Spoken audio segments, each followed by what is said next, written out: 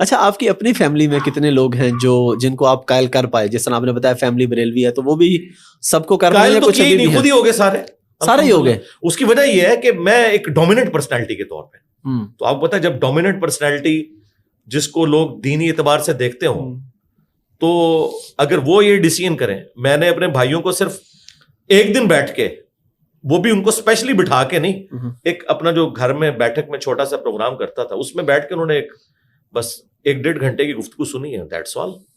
سمجھ آ گئی. ظاہر ہے پڑھا لکھے لوگ جو ہیں وہ تو پھر آگے بحث نہیں کرتے. ہم کہتے ہیں بھائی یہ دیکھ لیں، یہ قرآن ہے، یہ حدیث ہے. ظاہری بات ہے جب قرآن حدیث میں ایک چیز ہوگی اس کی اگر اگینسٹ کوئی بات آتی ہے تو وہ قابل قبول نہیں ہو سکتی کسی کو. جی بالکل نہیں ہو سکتی. اچھا ٹاپکس پہ بھی آئیں گے. یہ بتائیں کہ آپ شادی شدہ ہیں؟ جی الحمدللہ. اچھا کتنے بچے ہیں آپ کے؟ 4 ہیں جی، 2 بیٹی ہیں 2 بیٹے ہیں. ماشاء اللہ. اور بیگم ایک ہی ہے؟ ہاں جی بیگم ایک ہی ہے الحمدللہ. اچھا جتنے بھی لوگ دین کا کام کرنے والے ہیں نا وہ ایک بیگم کے ساتھ ہی کر سکتے ہیں. اچھا ویسے کافی سارے دین کا کام کرنے والے جن کی 2 ہیں. ہاں اور میں ذاتی طور پہ کچھ لوگوں کو جانتا ہوں، میں نام نہیں لوں گا، جن کا پبلک میں نہیں پتا کہ ان کی 2 3 ہے، لیکن خفیہ شادیاں ہیں ان کی. کسی کے لاہور میں ہے، کسی اسلام کی روح سے تو زنا ہے جی، کیونکہ شادی جی بالکل شادی تو اعلانیہ ہوتی ہے. جامعہ ترمذی میں، سنن ابن ماجہ میں یہاں تک حدیث ہے کہ حلال اور حرام نکاح میں فرق گانے کا ہے، گانے کے ذریعے اناؤنسمنٹ.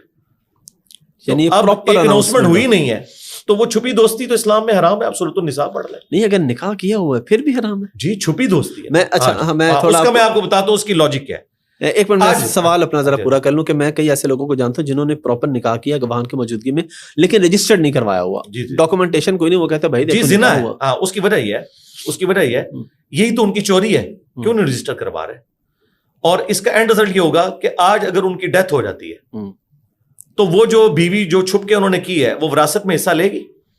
وہ تو قانونی طور پہ نہیں لے سکتی. تو قرآن نے تو وراثت کے احکامات بتائے ہیں، انہیں حدود اللہ بتایا ہے. تو ایسا شخص زندگی میں بھی حرام کر رہا ہے اور مرنے کے بعد بھی وہ قبر میں اللہ کے عذاب میں ہوگا کہ اس نے ایک ایسی بیوی چھوڑی ہے اور اس کے بچے کہ جو اس کی وراثت میں سے لے نہیں سکتے قانون. اس وجہ سے میرے بھائی یہ گواہ کیا ہے، یہ گواہ کیا، ان کے مریدین ہوتے ہیں اپنے. یہ تو صرف ایک لیپا پوتی والا کام کر رہے ہیں. آپ دیکھیں اس کی قانونی حیثیت کوئی نہیں ہے نا.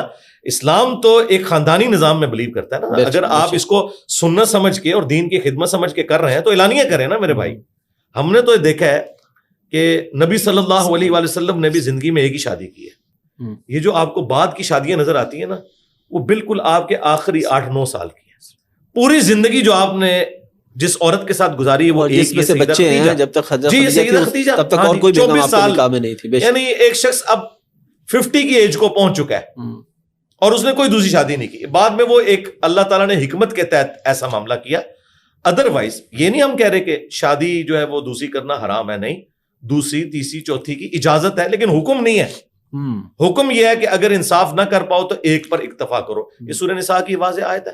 تو انصاف یہ کرتے ہیں. سب سے بڑی بے انصافی تو یہ ہے کہ چھپا کے کی ہوئی ہے، اس کو اعلانیہ کیا ہوا ہے، اور ان کے جو ایسٹس ہیں وہ کس طرح ڈسٹریبیوٹ ہوں گے. تو یہ سراسر حرام کام ہے اور یہ حرام ایسا ہے جو ختم ہی نہیں ہوگا کیونکہ مر جائیں گے تو وراثت کا کیا بنے گا.